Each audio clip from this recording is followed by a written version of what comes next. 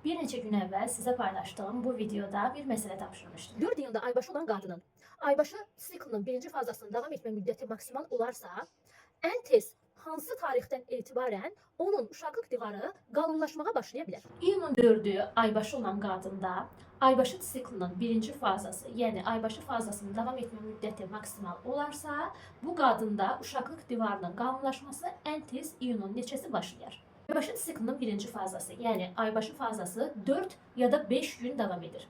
Maksimum dediği üçün mən 5 gün davam etdiyini hesablamalıyım. Elə isə iyunun 4-ü aybaşı fazasının birinci günüdür.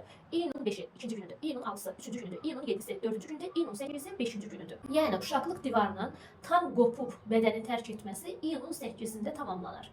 Artıq iyunun 9-undan etibarən uşaqlıq divarı qalınlaşmağa başlayacaq. Yəni bu kimi suallarda aybaşı siklinin birinci fazasının davam etmə müddətini minimum ya da maksimum götürür ya. O müddət tamamlandıktan sonra, yəni 4 gün davam edəsə artıq 5-ci gündən etibarən, 5 gün davam edəsə artıq 6-cı gündən etibarən uşaqlıq divarı qalınlaşmağa başlayır. Beləliklə bu məsələdə doğru cavab iyunun 9-undan etibarən. Aybaşı siklinin birinci fazası iyunun 8-i bitdi axı. Aybaşı siklinin ikinci fazası, yəni aybaşdan sonraki fazanın birinci günündən etibarən uşaqlıq divarı qalınlaşmağa başlayır. Bu da iyunun 9-una təsadüf edər. Bu videonu yenə bir sual ilə qapatmaq istəyirəm.